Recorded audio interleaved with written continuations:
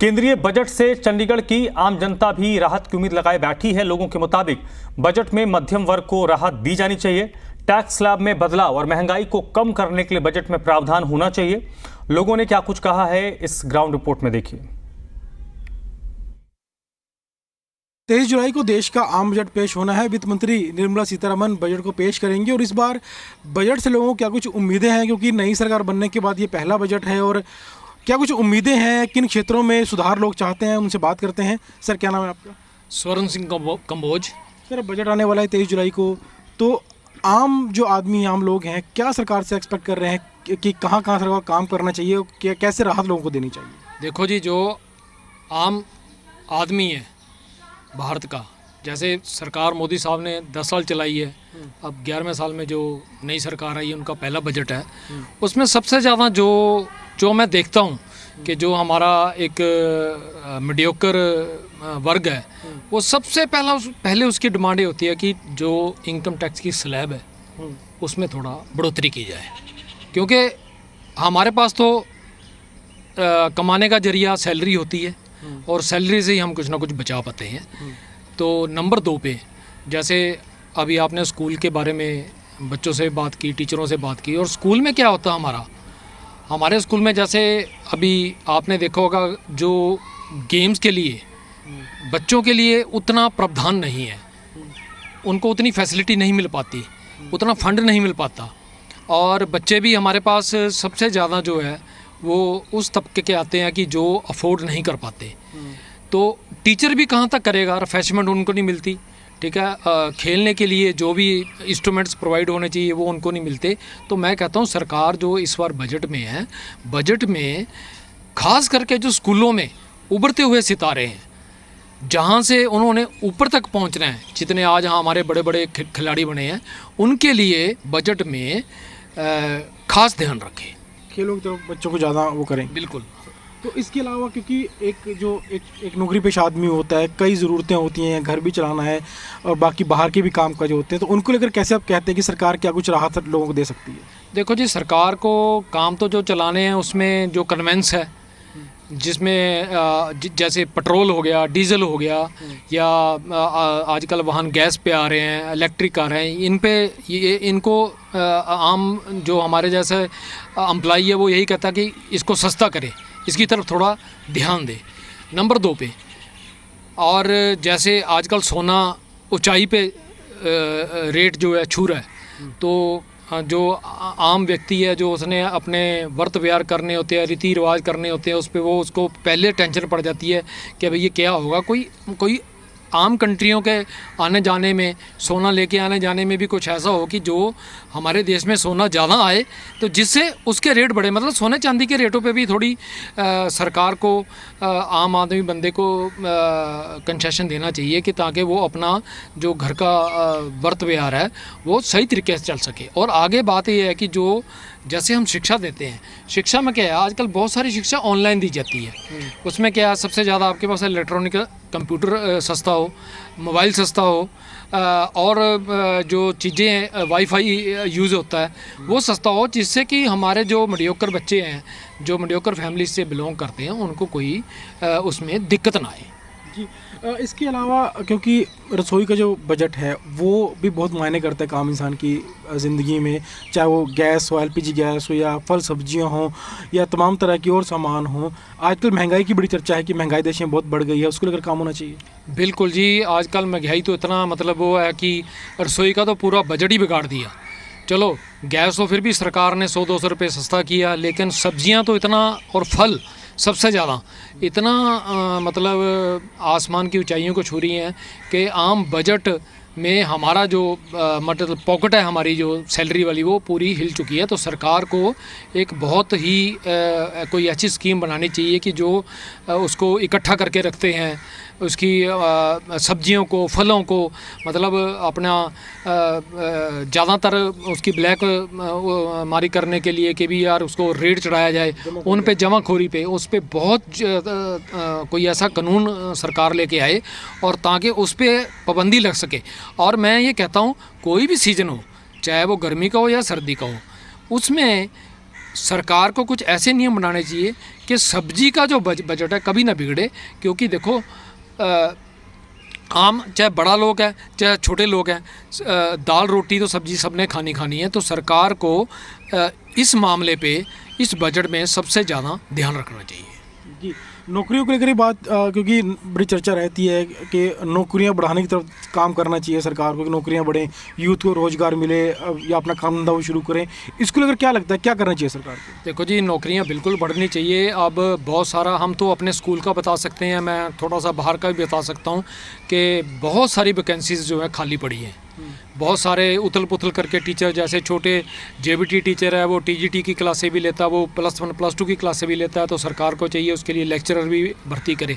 और नंबर 2 पे एक जो मैं बात कहना चाहता हूँ, अगर इस बजट में कुछ प्रावधान सरकार करना चाहे तो जो हमारे जो कॉन्ट्रैक्ट पे हमारे कंप्यूटर टीचर हैं, हमारे काउंसलर हैं, हमारे टीचर्स हैं और सर्व शिक्षा अभियान पे टीचर काम करते हैं, तो इतनी महंगाई को देखते हुए तो उनकी सैलरी में भी कुछ बढ़ोतरी करने के लिए कोई ऐसी स्कीम बजट में हो कि उनकी सैलरी में भी बढ़ोतरी हो, और टीचरों की जो कमी है उस पे भी जो है सरकारी स्कूलों में, प्राइवेट तो कर लेते हैं, सरकारी स्कूलों में मतलब भर्ती ज़्यादा से ज़्यादा की जाए ताकि टीचरों की कमी ना आए। जी, शुक्रिया। वैसे क्या नाम है आपका? मेरा नाम भजन लाल है। भजन लाल जी, बजट पेश किया जाएगा 23 जुलाई को, तो लोगों को बहुत उम्मीदें हैं इस बजट से कि सरकार कुछ खास लेकर आएगी, लोगों के लिए कोई योजनाएं चलाई जाएंगी या कुछ राहत लोगों को देगी। आपको क्या उम्मीद है इस बजट से? सर, मुझे लगता है कि हमारी गवर्नमेंट को सबसे ज़्यादा जो हमारे जो विलेजेस हैं, क्योंकि हमारे देश में 70% जो पॉपुलेशन है वो गांव में रहती है, और सबसे ज़्यादा लोगों की जो इच्छाएं हैं वो एक लोअर मिडिल क्लास और मिडिल क्लास फैमिली की है बजट की तरफ, कि वे सोचते हैं कि हमारे लिए क्या होगा इस बजट में। तो मैं चाहूँगा कि जो एग्रीकल्चर है उसमें सबसे ज़्यादा उनकी तरफ देखा जाए, ताकि अगर हमारे देश में अगर प्रोडक्शन अच्छी तरह से होगी तो हमारी जो नेशनल इनकम है वो भी हमारी बढ़ेगी। एक्सपोर्ट और इंपोर्ट हम दोनों साथ साथ करते रहेंगे। लेकिन क्या होता है कि हर बार क्या होता है कि हम गवर्नमेंट फंड रिलीज़ करती है, लेकिन क्या है उसको यूटिलाइज ही नहीं कर पाती है। वो फंड क्या है दोबारा ही क्या है सबमिट करवा दिया जाता है, क्योंकि पॉलिसी इतनी हैवी होती है कि उसके कागज़ों में ही क्या है सारा टाइम वेस्ट हो जाता है।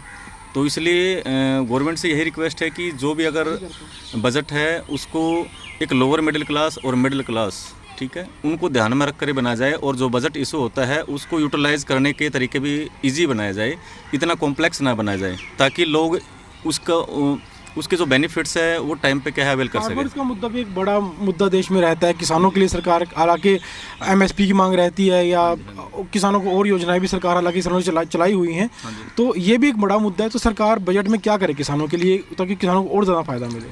सर, मैं ये चाहूँगा कि गवर्नमेंट को ये चाहिए कि किसानों को क्रेडिट फैसिलिटी ज़्यादा देनी चाहिए। अगर टाइमली किसान अगर उनको क्रेडिट अगर मिल जाता है, कई बार क्या होता है कि हैवली रेन आ जाती है, बारिश हो जाती है, तो उनकी जो फसल क्या है वो ख़राब हो जाती है, तो क्या है किसान क्या है पूरी तरह से टूट जाता है। तो उनको गवर्नमेंट को उस टाइम ये चाहिए कि उसको रिइम्बर्समेंट किया जाए, उसका जितना भी खर्चा हुआ है उसको क्या है टाइमली क्या है उनको दिया जाए, और क्रेडिट फैसिलिटी भी दी जाए ताकि वो दोबारा क्या है खेती कर सके। और ज़्यादा से ज़्यादा क्या है जितने भी पेस्टिसाइड्स है वो उनको कम रेट पे मिले। लेकिन पेस्टिसाइड को सरकार कम भी करना चाहती है, ग्रीन जैसे कि जो पेस्टिसाइड है ताकि वो कम किसान यूज़ करें और दूसरी खेती की तरफ जाएं, नेचर की खेती की तरफ जाएं। इस तरह की बातें भी सरकार हालांकि कर रही है। तो लगता क्या है कि बिना पेस्टिसाइड की खेती हो पाएगी जैसी आज हो रही है? सर, एक सबसे मेजर प्रॉब्लम है, मैंने आपको बताया था कि हमारे देश में पॉपुलेशन ज़्यादा है, 150 करोड़ हम क्रॉस कर चुके हैं, ठीक है। और ड्यू टू ग्लोबलाइजेशंस और इंडस्ट्री बहुत ज़्यादा होने के कारण क्या है यहाँ पर ग्लोबल वार्मिंग पर बहुत ज़्यादा इफेक्ट पड़ा है, और ज़्यादा से ज़्यादा क्या है जो पोल्यूशन है वो भी बढ़ चुका है, ठीक है। इसके कारण क्या है हमें फसलों को अच्छे बेटर बनाने के लिए पेस्टिसाइड्स की भी हमें ज़रूरत पड़ती रहेगी। अगर हम पेस्टिसाइड्स यूज़ नहीं करते हैं तो क्या है हमारी जो फसल है वो ख़त्म हो जाती है टाइमली, ठीक है। ऑर्गेनिक को हम उतना बड़ी मात्रा में नहीं उगा सकते जितना ऑर्गेनिक को हम क्या है ऑर्गेनिक को हम नहीं उगा सकते। ये वहाँ पॉसिबल है जहाँ पर लैंड क्या है वो क्या है शहरों से दूर है, ठीक है। अगर राजस्थान की तरफ अगर देखा जाए कि राजस्थान क्या है एक बहुत बड़ा एरिया वाइज क्या है हमारे इंडिया में सबसे बड़ा स्टेट है, अगर वहाँ पर क्या है पानी की फैसिलिटी अगर बढ़ा दी जाए तो अकेला राजस्थान ही क्या है पूरे इंडिया की क्या है सारी जो प्रोडक्शन है वो आगे लेके जा सकता है, लेकिन वहाँ पर क्या है पानी की एसेसिबिलिटी बहुत ही कम है। जी शुक्रिया। हाँ जी। वैसे क्या नाम है आपका? मेरा नाम सुमित शर्मा है। सुमित जी, बजट आने वाला है तो क्या उम्मीदें बजट से आपको हैं कि जो भी सरकार क्या कुछ इस बार कर सकती है, क्योंकि पहला बजट है तो उम्मीदें थोड़ी ज़्यादा है लोगों की। पहला बजट है, उम्मीदें ज़्यादा हैं और एज़ यूथ हम सबको ये उम्मीद है कि ये बजट हमारे लिए कुछ पहले से और अच्छा लेके आएगा।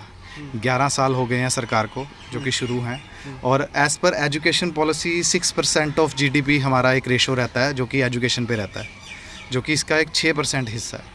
तो स्कूल के लिए मैं 2-3 चीज़ों पे फोकस करूँगा। अगर मैं स्कूल पे फोकस करूँ या एजुकेशन पे फोकस करूँ तो किसी भी फील्ड में, चाहे वो कॉलेजेस हैं, चाहे वो यूनिवर्सिटीज़ हैं, चाहे वो स्कूल्स हैं, इसमें हमें सबसे ज़रूरी ये देखना चाहिए कि इनमें स्किल इंडिया का एक नाम आता है और वोकेशनल कोर्सेज़ का नाम आता है। इसको ज़्यादा से ज़्यादा इंक्रीज़ करना चाहिए कॉलेजेस के और यूनिवर्सिटीज़ के लेवल में। आर्टिफिशियल इंटेलिजेंसी का टाइम है, इसको बूस्ट करना चाहिए।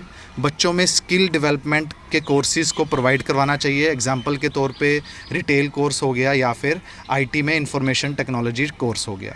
दूसरा मैं फोकस करूँगा हमारी आजकल जो सबसे ज़्यादा चल रही है वो है आर्टिफिशियल इंटेलिजेंसी। इसमें सबसे ज़्यादा जो ग्रोथ हो रही है वो हो रही है इलेक्ट्रिक व्हीकल्स पे। इलेक्ट्रिक व्हीकल्स का एक इतना बड़ा बूम आ रहा है पूरी दुनिया में, जो कि इंडिया भी उसका एक बहुत बड़ा हिस्सा बन रहा है। और हम अगर इस पे फोकस करेंगे अच्छी तरह तो हम काफ़ी सारा जो इंडिया पे एक टैक्स के रूप में कह लो या फिर बजट के रूप में कह लो या फिर आप इंडियन इकोनॉमी के रूप में कह लो, ये सब इन चीज़ों को बूस्ट करेगा। और दूसरा सबसे अहम हिस्सा जो है वो है यूथ का। यूथ के लिए बजट जो है वो बिल्कुल ही, इसमें क्लास डिवाइड हो जाती है, एक होती है अपर क्लास, एक होती है लोअर क्लास। इंडिया पॉपुलेशन के हिसाब से बहुत ज़्यादा एक बहुत बड़ी कंट्री है और यहाँ पे आम इंसान को देखकर ही एक बजट बनाया जाता है। तो इस बार जो बजट आएगा वो हम उम्मीद करते हैं कि ये हम सबको एक सर्कल के रूप में हम सबको अपने अंदर रखेगा और हम सबको साथ आगे लेके जाएगा, जो कि आने वाले भविष्य में और आने वाले यूथ के लिए बहुत ज़्यादा इम्पैक्ट क्रिएट करेगा। जी शुक्रिया।